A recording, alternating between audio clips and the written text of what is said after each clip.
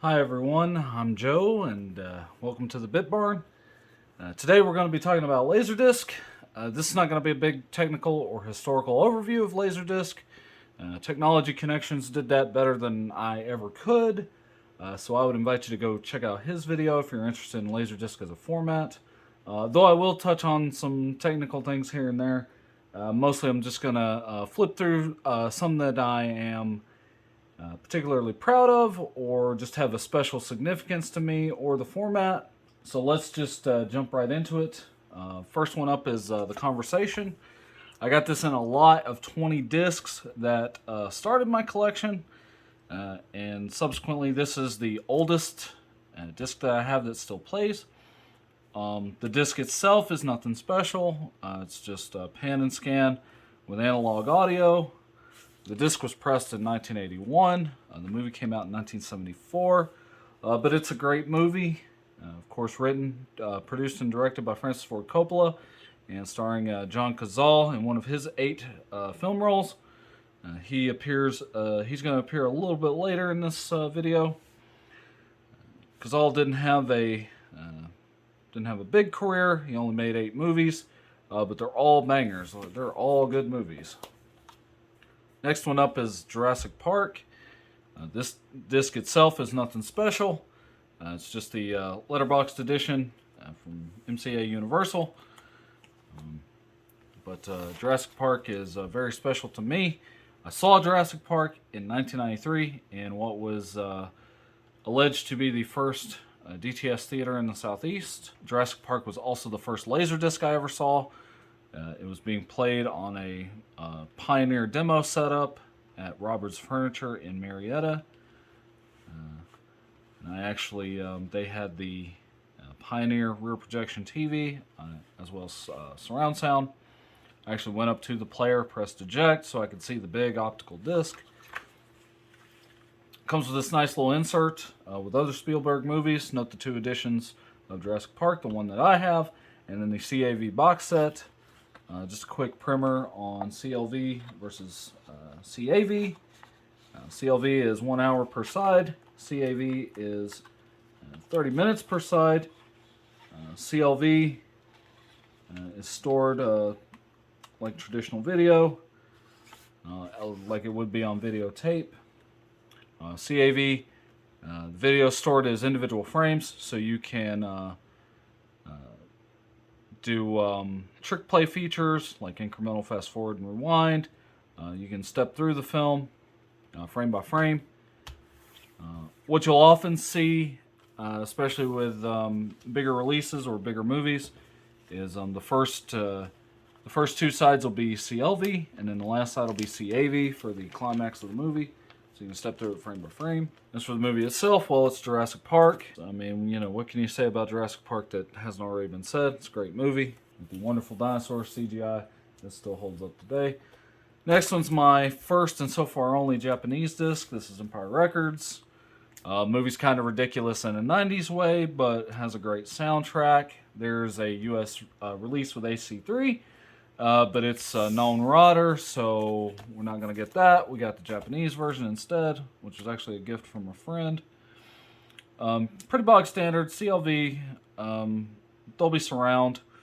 Great image quality, though. Some of the best I've seen on Laserdisc. This was pressed in 1997, and that's probably why. A lot of the Laserdiscs, once you get into the mid to late 90s, they start to look a lot better thanks to digital mastering and other techniques on the production side. Next one up is Chasing Amy, my first and so far only Criterion collection. Kevin Smith, big fan of Laserdisc, as Steven Spielberg was, hence the multiple editions. There's only 1 edition of this. Like I said, this is my first Criterion disc, or my first and only Criterion disc on Laserdisc. I do have other Criterion movies on DVD, Blu-ray, whatever, including this. Beautiful gatefold, except for my copy's damaged. But the disc's still playing, that's all that matters. Nice little introduction by Kevin Smith, chapter list, because again, like DVD, Laserdisc is a non-linear format, so you can skip chapters. You can actually program and play chapters in sequence. Some Laserdisc production credits, cast and crew credits, this universe map, the legend of that, timeline. And in the rear, it talks about special features. So this one, pretty nice for the time, pretty nice little addition for the time. You got a new digital transfer, discrete Dolby Digital soundtrack, screen-specific commentary, 10 deleted scenes, outtakes, the trailer, and some special video introductions from the cast and crew. And of course the Universe legend that was inside. This is a Criterion disc, so of course they include some notes about the transfer and what's on each soundtrack. Again, Criterion, well known for their wonderful packaging and inclusion of extras. The Criterion collection got started on Laserdisc, although not with this one. It was actually Citizen Kane was Criterion collection number 1, and I think that came out in 1984, if I'm not mistaken. The only problem with gatefold discs is that they're very hard to get back in these little plastic sleeves. These are just simple plastic sleeves for LPs, but I wanted something to help better protect these discs. Next one is Spaceballs, the Laserdisc, which is a nice little nod to the merchandising scene in Spaceballs. This one is just the jacket, signed by Mel Brooks. There's a certificate of authenticity to prove it. I also have a player copy that I actually watch. Again, disc itself is nothing special. It's got, I think this is actually analog sound. No, it has digital sound. Probably the only other thing that'd be noteworthy about it, besides the Mel Brooks signature, is that it's presented in open matte. So instead of a widescreen or letterboxed or pan and scan, they took the letterbox image, they opened up the mats, which it was shot with. The only problem with that is sometimes you see, things at the top and bottom of the frame that you're not supposed to see. Kind of breaks suspension of disbelief. But still, it's Spaceballs. It's a great movie, hilarious. One of my favorites from Mel Brooks, the other one being Young Frankenstein, which I also have. Next up is going to be these Space Archive discs. I'm only going to take out one. So yeah, I have 3 of these. I think there's 6 discs in total, but I just have these 3 so far. I do want to get them all at some point. I'm going to take out Volume 1, which includes mission reports from STS 5, 6, and 7. STS 7 noteworthy because it was the first flight of Sally Ride, the first American woman in space. All of these Space Archive discs come with these inserts that tell you about where they got the imagery, where everything comes from. And of course, all of these Space Archives discs are CAV, and likely intended for education, so they have copious amounts of still frame photography that you can step through frame by frame, because each one is stored as an individual frame. Lots of videos, maybe not lots, but quite a few videos. And again, lots and lots of photography and video. These discs are fantastic for space nerds and shuttle nerds in particular.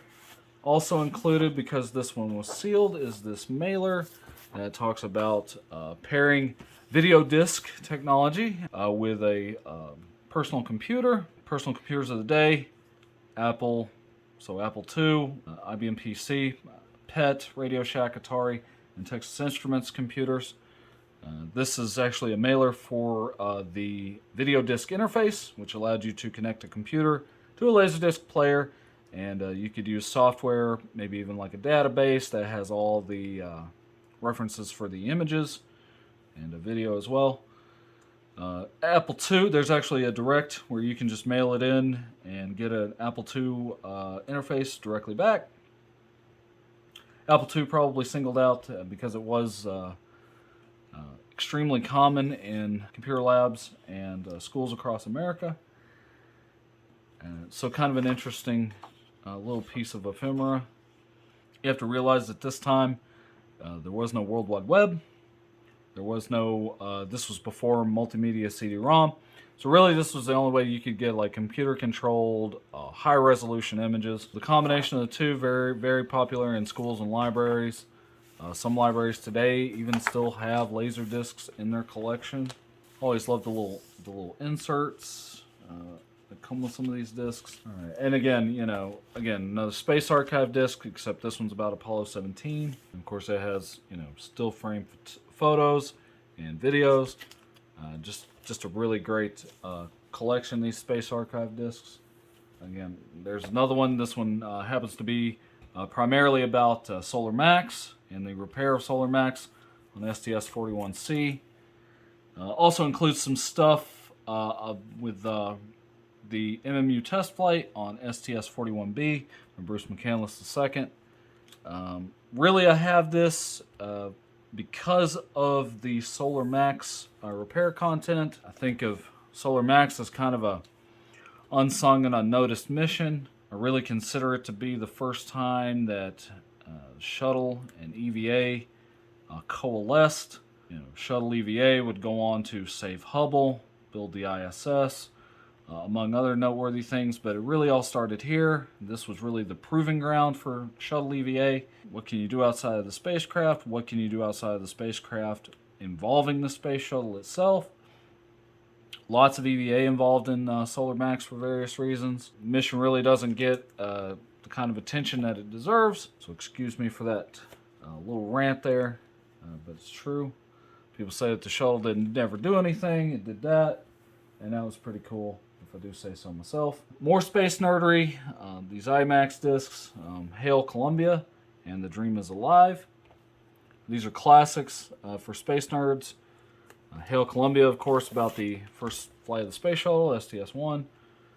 Bob Crippen and John Young. There are some great bits with John Young that everyone's well aware of. Beautiful gatefold with STS-1, although it could be STS-2. I assume because the movie's about STS-1 that it is STS-1.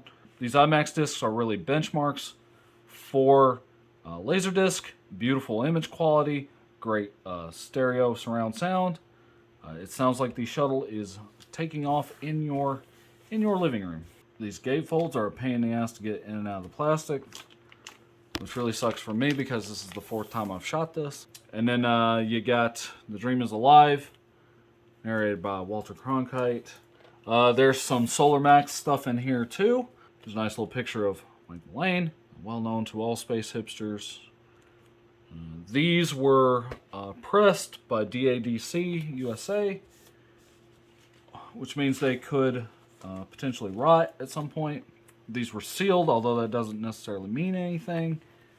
But so they may develop disc rot over time, but hopefully they won't, because I really like these discs. They're not very long, so sometimes right before I go to bed, I'll pop one on and watch the first side, and then fall asleep. Getting these things back in the plastic is a bitch. Now that challenge is over. Next up is going to be Gate to the Mind's Eye, and this is a compilation of computer animated shorts. There's a bunch of these in the series, and there's maybe 4 or 5 installments. This one's particularly noteworthy because it has music by Thomas Dolby.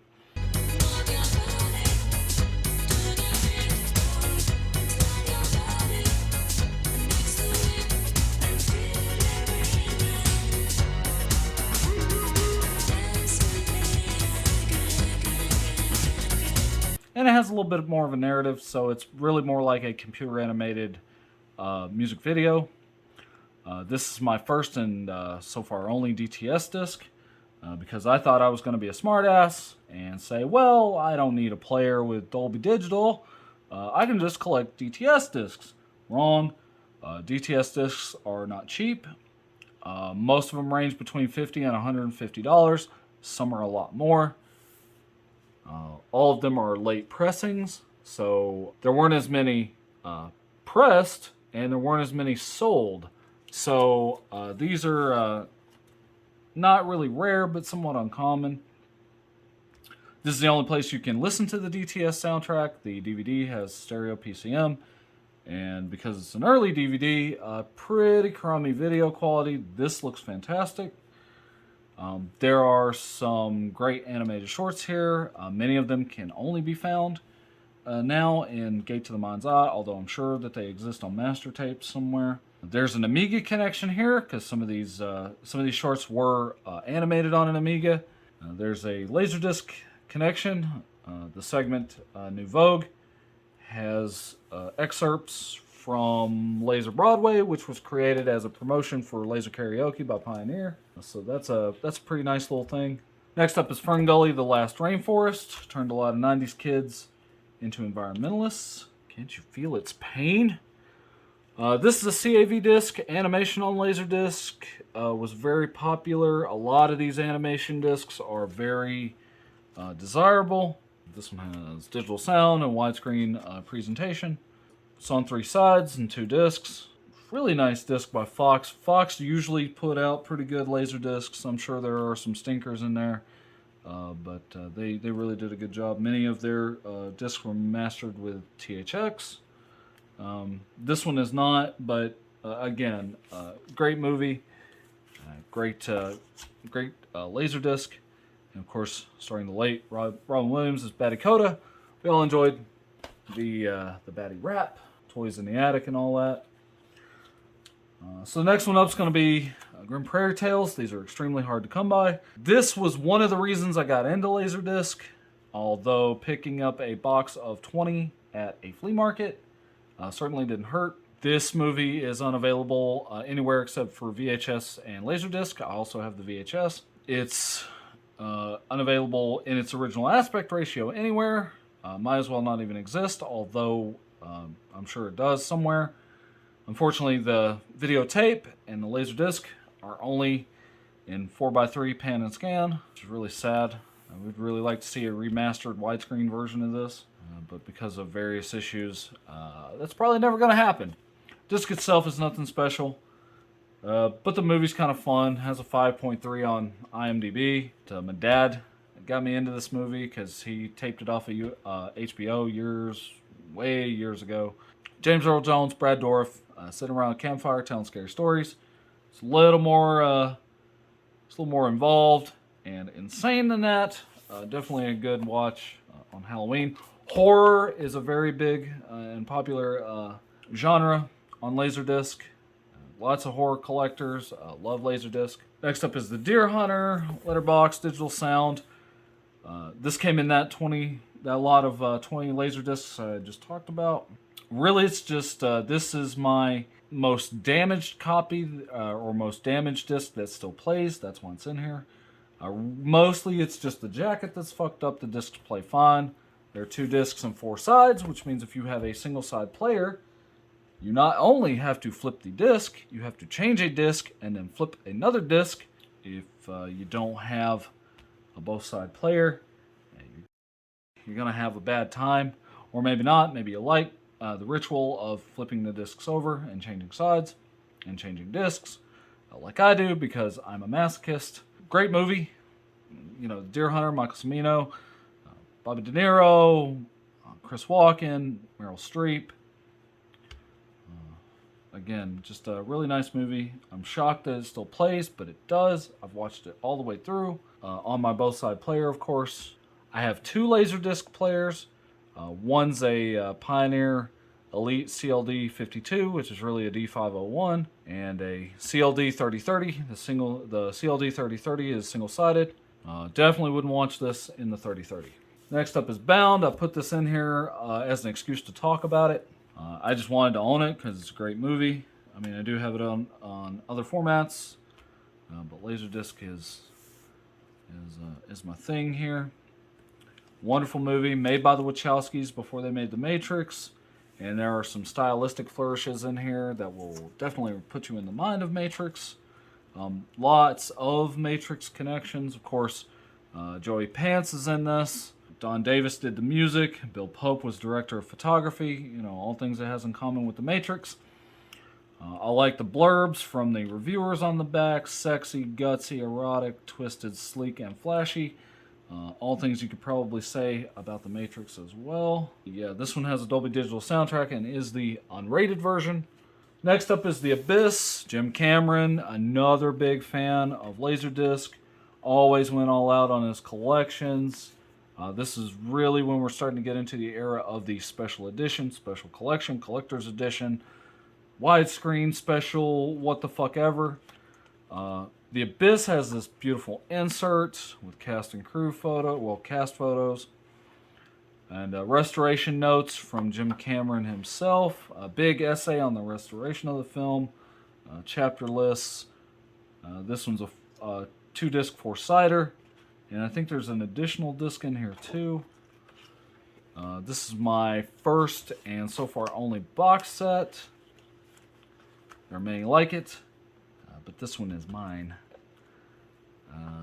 The box is a little jacked up, but it was cheap, and that's all that matters. Mastered in THX. Says stereo, but is probably in surround, even though it's not marked. I haven't actually watched it yet, so I don't know. Had to make some time for this. But yeah, lots of special features. Digitally mastered transfer, restored footage, a 1-hour documentary, history of the production, just all kinds of like behind the scenes materials. And it was really Laserdisc that started that phenomenon that continued on DVD. And that's really where I became aware of how films are made, was on DVD, because I listened to commentaries and watched behind the scenes features when discs had them. But all that stuff originated on Laserdisc. And I always lusted after Laserdisc until DVD came along. And when DVD came along, I forgot about it, to be honest. Next up is Speed. Speed doesn't have a sleeve or anything because it doesn't need one. This disc is common as dirt. This disc in particular is common as dirt. You find these in every lot. It is the Sega Genesis sports game of Laserdisc. I have 2 copies. Many collectors have multiple copies of Speed. Not that it's not a great movie, and there are some editions of Speed that are quite good and quite rare, including an AC3 and DTS release. But this one, common as dirt. Like I said, they probably gave this away with Boxes of Tide. I don't even think I got a sleeve in here. I don't. So it's just a bare disc. Because I don't care, I can always get another copy for like $1 if I fuck it up. So why would anyone in the right mind in the year of our Lord 2022 collect these damn things? Well, I think I just gave you a few reasons. There is content that's unavailable anywhere else. It's only on Laserdisc and probably VHS. But VHS sucks. It sucked when it was current, and it sucks now, even worse. But there are still some things that you can find only on VHS, not even on Laserdisc. The VHS collectors definitely have a nice little niche for themselves. Laserdisc is a fun hobby, I think. I wish more people got into it, because like I said, there is some interesting stuff that you're not going to find anywhere else. The video quality is not too bad. I mean, if you're okay with watching videotapes on your TV, you'll probably be fine with Laserdisc. Actually, you're more likely to be impressed by Laserdisc, I would hope. But I'm a little bit biased. But it's such a neat format. I mean, you got, the big cover art and some great digital soundtracks. And to be honest, the video to me is perfectly watchable. But, I grew up on a steady diet of rental videotapes and, shitty YouTube videos. I'm willing to temper my expectations a little bit, and I think that's what you have to do if you're going to get into actually watching these. Now, I know there are people who collect them just for the cover art. That's fine, but I collect them to watch them. So I try to collect, good or at least interesting movies on Laserdisc, and it's a fairly cheap hobby too. Most of these cost me less than $10. Some of them were a little more expensive. That's all I got for today. Tune in next time. I'm sure we'll do something else fun. Be sure to like, share, and subscribe, and I will see you guys next time.